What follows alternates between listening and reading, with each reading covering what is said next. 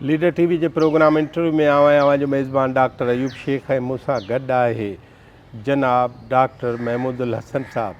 Doctor Mahmudul Hasan Jamiat उलमा सिंध जो मरकज़ी सदर ऐं हिते लियारी जे इलाइक़े खॾे में मौजूद मज़हरुल उलूम मदरसे जो मोहतमम जा इंतज़ाम कंदड़ आहिनि। अॼु असां उन खां कई हवालनि सां ॻाल्हि ॿोल कंदासीं ऐं उन खां सॼी सूरताल जे बारे में ऐं ख़ुदि हुन जे तसवर ऐं हुन जे फ़िक्र जे बारे में ॻाल्हाईंदासीं। साईं अस्सलाम वालेकुम। वालेकुम अस्सलाम। वॾी महिरबानी असांखे टाइम ॾियण जी। ऐं तव्हांजो हूअं त ही मदरसो रुगो अख़बार या तारीख़ जे हवाले सां न, पर तारीख़ में जेके जदोजहदूं रहियूं आहिनि ऐं उन हवाले सां अव्हां जो वालिद साहब या उन हवाले सां जेको कुझु हिते थियो आहे उन जा तव्हां इन गवाह बि आहियो। मां चाहींदुमि त सभ खां अवल जमियत उलमा सिंध जे हवाले सां तव्हां ॿुधायो त अॼु उन जी सूरताल कहिड़ी आहे। जमियत उलमा सिंध हूअं त 1920 में ठही, पोइ विरहाङे खां पोइ उहो मसइलो ख़तमु थी वियो।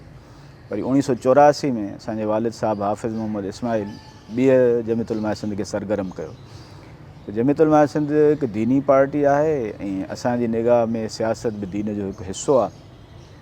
उन जे करे जेको मंशूर ठहियो उनजो, उन में ॿ अहम जेके पहिरियां नुक़्ता बुनियादी उहे इहा हुआ त हिकिड़ो पहिरियों नुक़्तो त इस्लाम बाबति फैलायल जेके ग़लति फ़हमियूं आहिनि उन्हनि खे दूरि करे सही इस्लामी जेको आहे सो फ़िक्र ऐं ॻाल्हि खे वाज़े कजे। ॿी 1940 वारी करारदाद जे तहत सिंध जा जेके हक़ आहिनि, हक़ ख़ुदि इख़्तियारी, उन जी हासिलात जे लाइ जद्दोजहद। इहे बुनियादी ॿ शयूं आहिनि जेके जमियत उलमा सिंध जो माना मुख्य हिकिड़ो उसूल आहिनि। उन जे तहत वरी ॿिया उन जे नुक़्ता आहिनि। सो इन हवाले सां जद्दोजहद 1984 खां वठी हलंदड़ आहे, हींअर ताईं हलंदड़ रहे थी। पर जेकी सियासी सूरत हाल अॼुकल्ह जी आहे उन एतबार सां ॼण त असां उन सियासी मैदान जा हिकिड़ा पोइते पियल खिलाड़ी आहियूं। इहो पोइते छो पिया आहे? पोइते पवण जा कई असबाब आहिनि। छो त हिकिड़ो जेको तबिको आहे, जेको उलमा जो तबिको, मौलवियुनि जो तबिको, उहो घणो जमियत उलमा इस्लाम सां सिराड़ियल आहे। विरहाङे खां पोइ जमियत उलमा इस्लाम 1956 में ठही। उन वक़्तु मदरसे जो जेको सरबराह हो उहो मौलाना हाफ़िज़ फ़ज़ल अहमद साहिबु हुयो, जेको मौलाना मोहम्मद सादिक़ मुंहिंजे ॾाॾे जो भाणे जो हुयो ऐं मदरसे जो वॾो हो। कराची जो अमीर हो, छो जो 1 यूनिट हो 56 में उहो रहियो। उन जी वफ़ात 1962 में थी। उन खां पोइ मुंहिंजो वालिद हाफ़िज़ मोहम्मद इस्माइल मदरसे जो सरबराह थियो। जमियत उलमा इस्लाम कराची जो अमीर बि हुयो। पोइ जॾहिं 1 यूनिट जे दौरान जेके बि मामला थिया जिन खां असां सभु वाक़िफ़ आहियूं, त जमियत उलमा इस्लाम जे मंशूर में हिकिड़ो नुक़्तो हो त 1 यूनिट में थियल जेके बि ज़्यादतियूं आहिनि उन्हनि जो अज़ालो थींदो। पोइ 1972 में जॾहिं वरी 1 यूनिट ख़तमु थी चुको हो ऐं सूबा बहाल थी चुका, त उन वक़्तु हाफ़िज़ मोहम्मद इस्माइल उहो जमियत उलमा इस्लाम सूबे सिंध जो जनरल सेक्रेटरी हो। 1972 में सकरन में कन्वेंशन थियो जंहिंमें सॼे सिंध जा उलमा जमा थिया। तक़रीबन 450 आलिम हुया, जंहिंमें कुझु ग़ैर सिंधी बि हुया। उहा करारदाद उते पास थी जंहिंमें जमियत उलमा इस्लाम सूबा सिंध जी पॉलिसी छा हूंदी, उहे कहिड़ा मामला हुआ जेके 1 यूनिट में मसइला दरपेश थिया, ज़्यादतियूं थियूं, उन जे लाइ हिकिड़ी पॉलिसी जोड़ी वई। उहा पॉलिसी 95 सैकड़ो अक्सरियत सां पास थी। पर जीअं त असां वटि रवादारी घणी आहे त ग़ैर सिंधियुनि जे गोड़ करण ते वरी उहा पॉलिसी मरकज़ी जेको जनरल सेक्रेटरी हुयो मौलाना मुफ्ती महमूद साहब उन ॾे मोकिली वई। माना 95% तव्हां सां गॾु आहे, 95% गॾु हुया, 5% ख़िलाफ़ु हुया।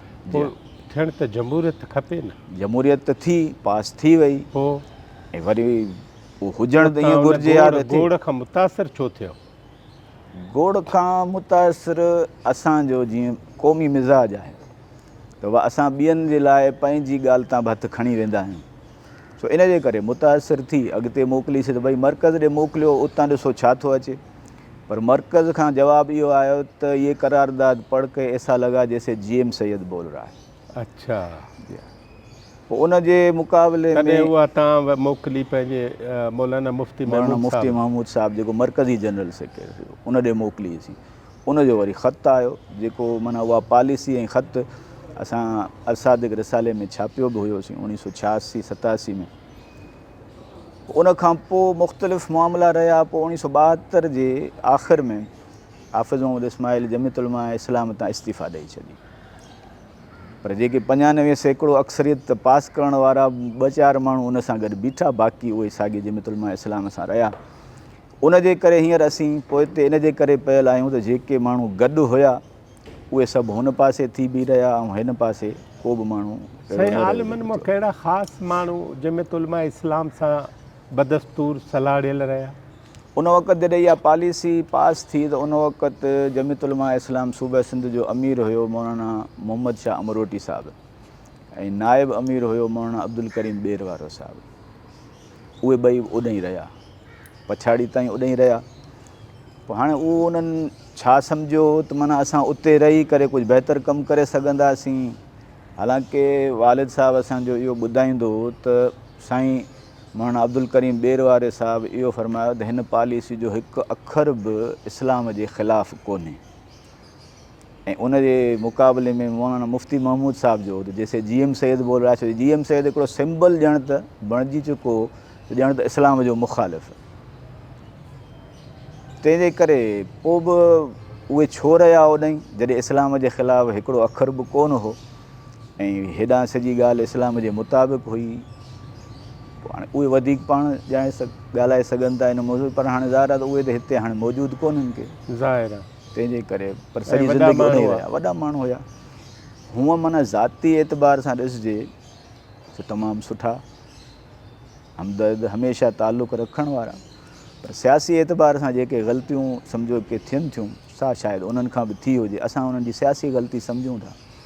जेकॾहिं उहे गॾु रहनि हा ऐं सिंध जो जेको बि मिसाल जे तौरु आलिम ऐं मौलवी तबिको जेको उन करारदाद जे पास करण में शामिलु हुयो, उहो जेकॾहिं ॼमी बिहे हा, पंहिंजी ॻाल्हि ते मज़बूती सां स्टैंड वठे हा, त अॼु शायदि सिंध जी सूरत हाल ईअं न हुजे हा ऐं सिंध जी इन क़ौमी जद्दोजहद जी क़यादत बि उलमा वटि हुजे हा। न पर तव्हांजे ख़्याल में इहा ग़लती आहे, ॾोह आहे या सिंध मुखालिफ़ अमल आहे? थी सघे थो हू उनखे सिंध मुखालिफ़ अमल न सम्झंदा हुजनि, हर कंहिंजो पंहिंजे सोचण जो अंदाज़ में त उहो ई नतीजे में ईअं ई थियो। पर हींअर बि जमियत उलमा इस्लाम जा जेके असांजा दोस्त आहिनि उहे अॼु बि इहे ई दावा कंदा त हू सिंध जे लाइ बि ॻाल्हाइनि था ऐं ॻाल्हाईंदा बि रहनि था। पर हाणे सिर्फ़ु ॻाल्हाइण ऐं अमल में न अचणु ॻाल्हि, छो जे असां इहो बि ॾिठो आहे त जमियत उलमा इस्लाम जा जेके असांजा दोस्त आलिम आहिनि उहे सिंध जे हक़नि जे लाइ ॻाल्हाइनि था, पर उन्हनि जी जेका बि पॉलिसी आहे जेसिताईं मर्कज़ मंज़ूरी न ॾे तेसीं ताईं उहा अमल में न अची सघंदी।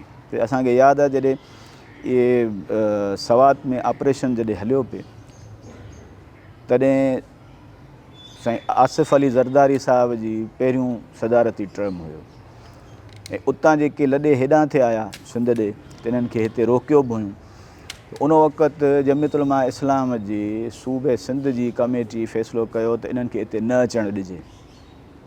पर ॿिए पासे वरी मौलाना फज़लुर रहमान साहिबु वरी सदर आसिफ़ अली ज़रदारी साहिब सां मिली करे उन्हनि खे इहा शिकायत कयूं त माना हू हिते अचण खे उन्हनि खे रोकीनि था पिया।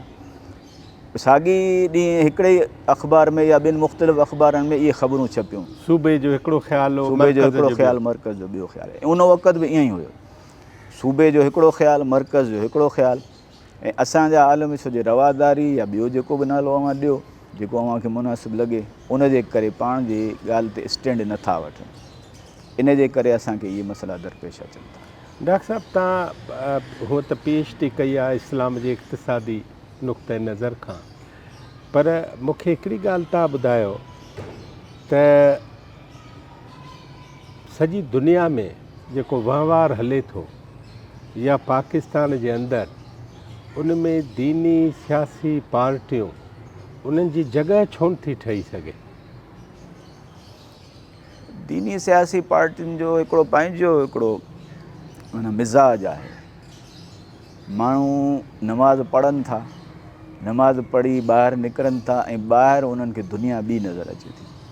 या शायदि असां पाण बि जेके आलम सॻोरा आहिनि उन्हनि पाण बि हिकिड़ी दीन ऐं दुनिया जी जेका तफ़रीक़ पैदा कई आहे। दुनिया में मिसाल जे तौरु ॼण त पैसो हुजणु हिकिड़े बुरी अलामत सम्झो वञे थो। हालांकि क़ुर शरीफ़ में असां ॾिसूं था त पैसे खे ख़ैर बि चयो वियो आहे। वमा तुनफ़िक़ू मिन ख़ैरिन, जेको अवां ख़ैर मां ख़र्च करियो था माना भलो, पैसे खे माना भलो। छो जो असल में शायदि हर शइ जा ॿई मुख़्तलिफ़ पहलू थियनि था। उनजो चङो बि थिए थो, बुरो बि थिए थो। उनजो इस्तेमालु उनखे चङो बि बनाए थो, बुरो बि बनाए थो। हाणे जेकॾहिं असां पैसे जो सही इस्तेमालु करियूं ऐं सही तरीक़े सां कमाइजे, उन जूं हिदायतूं बि असांखे आहिनि त कीअं कमाइजे, कीअं ख़र्चु कजे, किथे ख़र्चु कजे, छा ख़र्चु कजे। हाणे इहे शयूं माण्हुनि ताईं पहुचनि घटि थियूं। माण्हुनि खे इहो सम्झायो वियो आहे त दीन दुनिया, दुनिया माना उहे चवनि था त भई आहे जंहिं ते लानत थियल आहे। ॼण त इहे खणी अखर बि आहिनि, पर कहिड़ी दुनिया?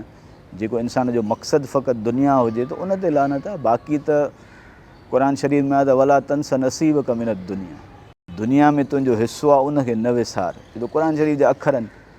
हाणे जेकॾहिं दुनिया मुकमल ऐं माना मुतलक़न मलून हुजे त पोइ इन ॻाल्हि जी कीअं हिदायत हुजे त भई दुनिया में पंहिंजो हिसो न विसार।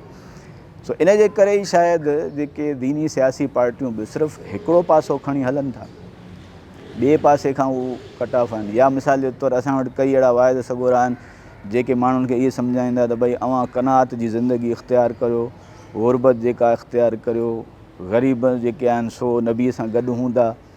ऐं मिसाल जे तौर ते हिते ऐं पंहिंजी वरी उन्हनि जो पंहिंजो लाइफ स्टाइल आहे, उहो वरी थोरो बिल्कुलु मुख़्तलिफ़ हूंदो। त शायदि दुनिया जी जेकी ज़रूरत आहे, वरी जेके उलमा खां जेके ॻाल्हियूं बि ॿुधनि था उन जे उबतड़, तंहिंजे करे उन पासे उन्हनि जो ध्यानु नथो थिए। हिकिड़ी ॿी ॻाल्हि ॿुधायो त मिसाल असां सियासी ऐं दीनी पार्टियूं ॻंढियूं त जमियत उलमा इस्लाम आहे, जमियत उलमा पाकिस्तान आहे, या जमियत उलमा सिंध आहे, त या जमायत इस्लामी आहे। त इन्हनि जो हिन दुनिया जे अंदरि पॉलिटिकली सफ़र जेको आहे उहो मथां खां हेठि थो वञे या तरक़ी पिया कनि? बज़ाहिर त इहो हेठि वञे पियो। तरक़ी जंहिंखे चइजे थो उहो हींअर शायदि दुनिया में तरक़ी जो नालो ॿियो आहे। ॿी सभ खां बुनियादी जेकी ॻाल्हि आहे सा इहा आहे त जेके दीनी पार्टियूं आहिनि पाकिस्तान जे एतबार सां, जमियत उलमा इस्लाम हुजे, जमियत उलमा पाकिस्तान हुजे या जमात इस्लामी हुजे, उन्हनि जो जेको फ़िक्र ऐं नज़रियो उहो ॿ क़ौमी नज़रिए सां सिलाड़ियल आहे। जॾहिं त जमियत उलमा सिंध जो फ़िक्र ऐं नज़रियो इहो कोन्हे। जे हू सम्झनि था त दीन आहे या मज़हब आहे उहो क़ौम जी बुनियादु आहे। असां सम्झूं था त दीन ऐं मज़हब क़ौम जी बुनियादु कोन्हे। क़ौम जी बुनियादु धरती आहे, उनजी सक़ाफ़त आहे, ॿोली आहे, ॿियूं शयूं, वतन जेको इनखे चइजे थो उहो आहे। उन एतबार सां हू पाकिस्तान जो जेको नज़रियो ॿ क़ौमी आहे उन एतबार सां आहिनि। इन एतबार सां उहे मौजूदा सियासत में थी सघे थो तरक़ी कंदा हुजनि। पर जीअं असां मूं ॿुधायो त असांजो आहे त इस्लाम बाबति जेके ग़लति फ़हमियूं फैलायल आहिनि उन मां हिकिड़ी वॾी ग़लति फ़हमी इहा आहे त दीन जे नाले ते क़ौम जो बुनियादु ऐं वरी दीन जे नाले ते पंहिंजा हक़ या वरी ॿियनि जो इस्तेहसाल, उन्हनि में असां में घणो फ़र्क़ु आहे। सो थी सघे थो असां इन तरक़ी में बज़ाहिर जेकी दुनियावी तरक़ी में हुननि खां बि घणो पोइते हुजूं। न पोइ पाकिस्तान ख़ुदि ठाहिण वारा उन्हनि त तारीख़ी क़ौमियतुनि खां इनकार कयो जी, ऐं जुदागाना मुस्लिम ऐं जुदागाना हिंदू क़ौमुनि जो ज़िक्र कयो। ॿि क़ौमी नज़रियो बि इहो ई आहे। जी, त पोइ जिन बि पाकिस्तान ठाहियो तव्हां उन्हनि जे ख़िलाफ़ु आहियो? जेके पाकिस्तान जंहिं वक़्तु ठहियो न इन बुनियाद ते थो चवां। जी, इन बुनियाद ते, इन बुनियाद ते असां मुख़ालिफ़ आहियूं। मुख़ालिफ़। जी हा। त माना पाकिस्तान जी बुनियाद ॿ क़ौमी नज़रियो इहो ख़ुदि दीन जे ख़िलाफ़ु आहे, इस्लाम जे ख़िलाफ़ु आहे। इस्लाम इन जो क़ाइल कोन्हे त ॿ क़ौमी नज़रिया। छो जो ॾिसो बुनियादी जेकी शइ आहे असल में जेके असांखे ॿुधाइनि था त इनवल मोमिनून इख़वतुन, मोमिन सभु भाउ आहिनि। ठीकु आहे, असां चऊं था त इहा उख़ुवत ईमानी आहे, असां हिन जो इनकार नथा करियूं, पर असां चऊं था त उख़ुवत नसबी जेका नसबी तौर ते जेका भाइप आहे उहा ॿी शइ आहे। उन में त कहिड़ो बि मज़हब अचे, उन में कहिड़ो बि मज़हब अचे, उन में इहा बि शइ थींदी आहे त ख़ुदि हलो जेकॾहिं मुस्लमान ई हुजनि, ॼण मिसाल जे तौरु असां सिंधी आहियूं मुस्लमान आहियूं, पंजाबी आहिनि मुस्लमान आहिनि, पठान आहिनि मुस्लमान आहिनि, या के व्हाट्सअप जेके बि क़ौमूं जेके रहनि थियूं उहे मुस्लमान आहिनि, पर अवां ॾिसो त कई अहिड़ा मसइला आहिनि जिन में सिंधी त क़ौम ते छॾियो, जेके मामला सिर्फ़ु वेझो उनजे माण्हू जे हूंदा आहिनि सिर्फ़ु उन्हनि सां वास्तो रखंदा आहिनि। जीअं आउं मिसाल ॾियांव खे मीरास जो, मीरास जो हक़दार सिर्फ़ु उहो माण्हू थिए थो जेको मरी वञण वारे जे वेझो हूंदो, उनजो पुटु हुजे, धीउ हुजे, ज़ाल हुजे, या ज़ाल आहे त उनजो मुड़ुसु हुजे, भाउ हुजे, भेण हुजे, माउ हुजे, पीउ हुजे, बसि उन खां अलावा ॿियो को बि कोन्हे। Immediate family. ईअं कोन्ह थींदो त पाड़ेसड़ी बि आहे, ईअं कोन्ह थींदो त भई फलाणे इन ज़ात सां ई वास्तो रखंदड़ या इन ख़ानदान जो बि परे जो हूंदो उहो बि आहे। त हाणे ॿी क़ौम जो मिसाल जे तौरु वठिजे त उहो त घणो परे थी आहे। त हिकिड़ी आहे उख़ुवत नसबी जेको नसब जे एतबार सां आहे, हिकिड़ो आहे उख़ुवत दीनी जेका दीन जे एतबार सां, इहे ॿई अलॻि अलॻि शयूं आहिनि। हिते हिननि खे मिक्सअप कयो वियो आहे, उन मिक्सअप करण जे करे इहा ग़लतफ़हमी पैदा थी वई त इस्लाम जेको आहे बसि सभु मुस्लमान भाउर आहिनि, सभु मुस्लमान भाउर आहिनि, त पोइ ईअं थियो त जंहिंजी ॿी शइ आहे उहा असांजी बि आहे, पर हिते त कोन्हे। हिते केर बि पंहिंजी पीउ जी मिल्कियत मां मूंखे हिसो कोन ॾींदो, मूंखे पंहिंजी पीउ जी मिल्कियत मां हिसो मिलंदो, ॿिए कंहिंजी मिल्कियत मां कोन मिलंदो। पोइ पंहिंजी क़ौम वारो हूंदो उहो बि कोन ॾींदो, धारियो को बि कोन ॾींदो, पर हू ॿिए पासे वरी हू उन जे हिसाब में करे पोइ असांजी धरती ते कब्ज़े करण जे लाइ उहो दलील ॾींदा आहिनि। पाकिस्तान जो ठहियो त सिंधियुनि खे फ़ाइदा कहिड़ा कहिड़ा थिया? पाकिस्तान जे ठहण मां सिंध खे को फ़ाइदो कोन थियो आहे। जेकॾहिं हिकिड़े वॾे तनाज़ुर में ॾिसिजे त नुक़सान ई नुक़सान थिया आहिनि। सभ खां पहिरियों नुक़सानु त इहो थियो त हिते जेके असांजा माण्हू हिननि शहरनि में ई हुया, जीअं मिसाल जे तौरु कराची जो मिसाल वठूं, अॼु पाकिस्तान थियण वक़्तु कराची जी कुल आबादी 3 लख 3,47,000, 3 लख ऐं कुझु। उन खां पोइ हाणे चवनि था त 3 करोड़, इहा बि ॻाल्हि अलाए सही आहे या कान्हे, करोड़ हुजे मिसाल। उन खां पोइ छा आहे त पाकिस्तान थियण सां ई पहिरियों धकु इहो हयो वियो त सिंध खां कराची खे धार कयो वियो, पोइ वरी 1 यूनिट क़ाइमु कयो वियो। माना असां पोइ ते थींदा वियासीं। जिन माण्हुनि जो इहो ख़्यालु हुयो उन वक़्तु सिंध जा जेके सियासतदान त भई पाकिस्तान थियण सां असां मौज कंदासीं, जेके सिंधी हिंदू हूंदा उन्हनि मां जान छॾायूं, छो जो उहे जेके वापार ते ॿियनि मसइलनि ते सम्झो त उहे वधीक हुया, या जेको मिडिल क्लास हुयो शहरी उहो घणो हो। उन्हनि खे इहा ख़बर कान हुई त हीअ वेंदा त उन्हनि जी जॻह ते जेके बलाऊं ईंदियूं उहे असांखे कीअं खाई वेंदियूं, उन्हनि उहो सोचियो कोन हुयो। तंहिंजे करे जॾहिं वरी उन्हनि जो साम्हूं ॾियणो पियो उन्हनि खे, पोइ उहे सभु बेकार थी विया। ऐं उन खां पोइ असां ॾिसूं था त 1 यूनिट खां पोइ वरी जीअं मार्शल लॉस जा दौर आया 1 यूनिट जे दौरान, उन खां पोइ ऐं हींअर ताईं जेका डेमोग्राफिक तब्दीलियूं अचनि पियूं, लॾ पलाण जेका सॼी थिए पई सिंध जे शहरनि में, हाणे त सिंध जे ॻोठनि ते नंढनि नंढनि शहरनि में ॻोठनि ताईं बि थिए पई। उनजे करे असांजी ज़मीनूं, असांजा जेके आहिनि सो कारोबार, असांजूं नौकरियूं, असांजूं मिल्कियतूं सभई खसबियूं वञनि पियूं। हाणे सम्झो त इहो हिकिड़ी नई कॉलोनाइज़ेशन आहे जेका अञा ताईं हले पई, अॻिते अलाए किथे हलंदी। त विरहाङे जे न थियण सां सिंध खे वॾो फ़ाइदो, विरहाङे थियण सां सिंध खे को फ़ाइदो कोन्हे असांजे नज़र। विरहाङो न थिए हा, फ़ाइदो कहिड़ो थिए हा? विरहाङो न थिए हा त हिते इहे डेमोग्राफिक तब्दीलियूं न अचनि हा, सिंध जो मिडिल क्लास जेको आहे उहो वधे हा। असां त ज़ाहिर त क़ौम जे एतबार सां सभिनी खे सिंधी चऊं था न, मज़हबी दीन जे एतबार सां को मुस्लमान हुजे या को हिंदू हुजे या ईसाई हुजे या छा हुजे। त जीअं ॿियूं क़ौमूं तरक़ी कनि थियूं, ईअं असांजो सिंध बि तरक़ी करे हा। असांजे सिंध में कुदरती जेके वसाइल या माण्हुनि जी अफ़रादी क़ुवत ऐं उन्हनि जूं सलाहियतूं, उहे फ़क़ति हिते सिंध जे लाइ सिंधी माण्हुनि जो इस्तेमालु थियनि हा त उहो तरक़ी में घणो अॻिते हुजे हा। पर ॿ हिकिड़ा फैक्टर आहिनि डॉक्टर साहब। मिसाल सिंध जी बम्बई खां आज़ादी, इहो असांजो जाइज़ क़ानूनी मुतालबो जंहिं ते असांजे लीडरनि जदोजहद बि कई, उहो पाकिस्तान ठहण खां या विरहाङे खां 11 साल अवल आज़ादु थियो सही 36 में, पोइ इलेक्शन बि थी। हिकिड़ी ॻाल्हि मूंखे सम्झ में नथी अचे त क़ौम जो हिकिड़ो ॿियो अंसर हो हिंदू, उहे सिंध जी बम्बईअ खां आज़ादी जे घणो करे ख़िलाफ़ु आहे, त उन्हनि में इहो तसवर छो कोन हो त ही सिंध हिकु हुजे, गॾु हुजे, आज़ादु हुजे। सिंध जी बम्बई खां आज़ादी जी सभ खां पहिरीं ॻाल्हि हरचंद राय विशनदास पोइ हिकिड़े हुनजी हिंदू मुखालफ़त कई न। पहिरीं उन कई, हा, उन वक़्तु छो कई, माना उन वक़्तु इहो ख़्यालु हुयो त माना सिंध में हिंदू मुस्लिम जेके बि आहिनि उहे गॾियल उन्हनि जी जदोजहद हुजे, तंहिंजे करे सभ खां पहिरीं उन कई, पोइ माना सादिक बि कई, ॿियनि बि कई। बाद में छो जे जॾहिं हे मामला जॾहिं वधिया, जॾहिं इहा तफ़रीक़ वधी ऐं इहा तफ़रीक़ कंहिं वधाई, इन जे बारे में हिकिड़ो त चवनि था त भई अंग्रेज़नि जो आहे ऐं उन्हनि जो बि हुयो, हिकिड़ा शायदि पाण में बि हुजनि, छो जे ज़ाहिर आहे त इंसान आहिनि। हिकिड़ा मुस्लमान अहिड़ा बि हूंदा जेके चवंदा त असां हिकिड़ी अलॻि शनाख़्त रखूं था, सुञाणप रखूं था, हिंदुनि में बि ईअं हूंदा।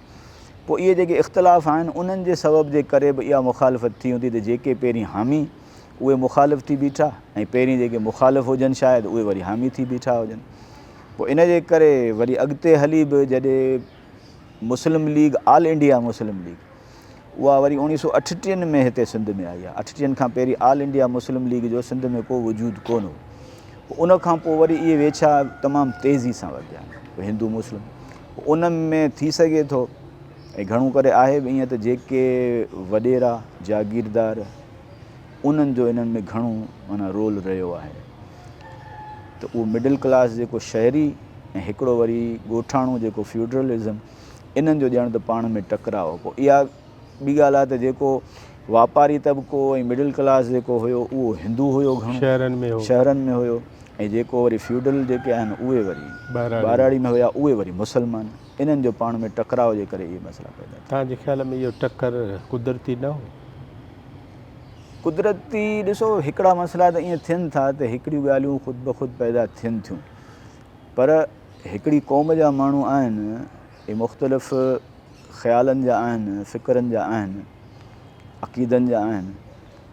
उहे जेकॾहिं पंहिंजी क़ौम जे लाइ के त सोचण वारा थींदा। जीअं मिसाल जे तौर ते उन दौर में अवां ॾिसो त विरहाङे जी जॾहिं ॻाल्हि थी आहे त हिकिड़ो वॾो तबिको विरहाङे जो हामी रहियो आहे, उहो रहियो आहे जेको मज़हबी तौर ते उन जो को ॼाणू कोन रहियो आहे, माना मज़हबी आलिम कोन रहियो आहे।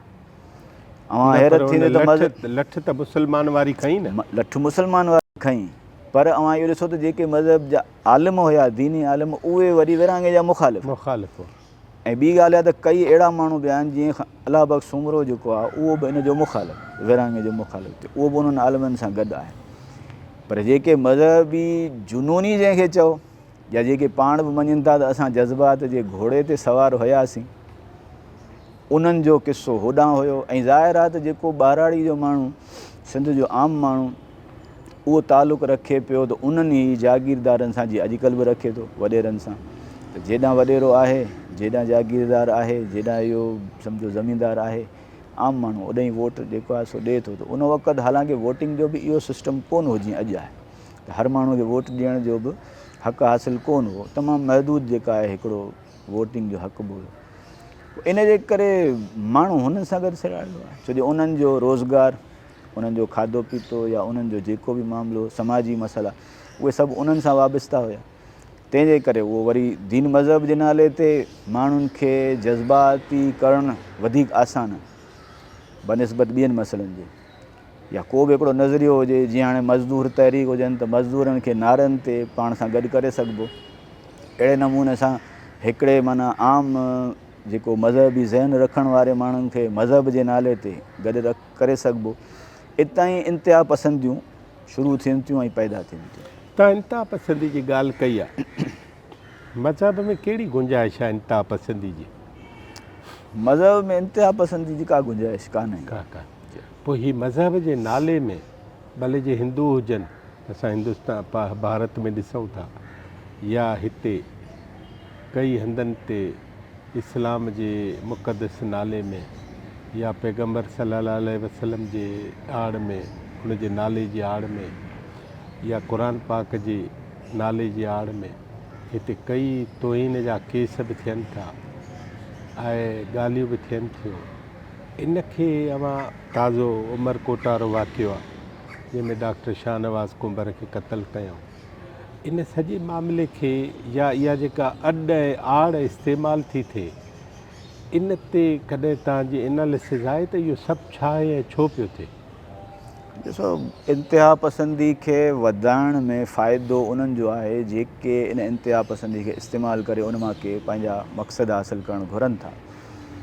दीन इंतिहा पसंदी सेखारे कोन थो। इस्लाम त एतदाल जो नालो आहे, अदुल जो नालो आहे। इस्लाम नालो आहे अदुल जो। अदुल माना इंसाफ़ जी ॻाल्हि। इंसाफ़ जी ॻाल्हि इहा बि थिए थी त उन में माण्हू खे पंहिंजी राय जो इज़हार करण जी आज़ादी हुजे, पर उन इज़हार जी राय जी आज़ादी जी बि हिकिड़ियूं हदूं मुक़ररु हर को करे थो। उहो दीन मज़हब न बि हुजे, सेक्युलर जंहिंखे चइजे मुआशिरो, उहो बि कंदो त भई मिसाल जे तौरु असांजी हद किथां शुरू थिए थी किथां ख़तमु थिए थी।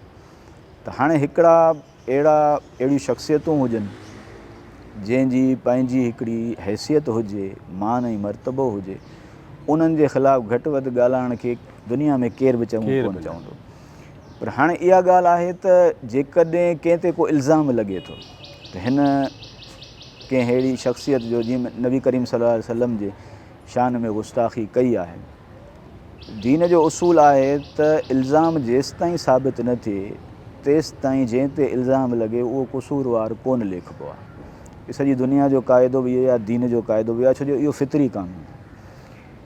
उहो इल्ज़ाम साबित करण जी ज़िमेदारी उन जे मथां हूंदी आहे जेको इल्ज़ाम लॻाए थो। उहो सबूत पेश करे ऐं उन सबूत पेश करण जे लाइ उहो तरीक़ेकार बि हूंदो आहे त कहिड़े तरीक़ेकार जे मुताबिक़ मिसाल जे तौर ते इहो सभु कुझु मामिलो थियो। हाणे उमरकोट वारो जेको वाक़ियो थियो उन में मां ॾिसो त इंसाफ़ जी जेका क़ाइमु करण जे लाइ तक़ाज़ा आहे उहा पूरी कान थी। उन ते जेकॾहिं इल्ज़ाम लॻो त जेके इल्ज़ाम लॻाइण वारा उनखे साबित कनि हा, उहो अदालत में पेश थिए हा, उतां खां जेका बि उनखे सज़ा मिले हा, जेका उनजी सज़ा हुई पोइ उनखे मिलणु घुरिजे हा।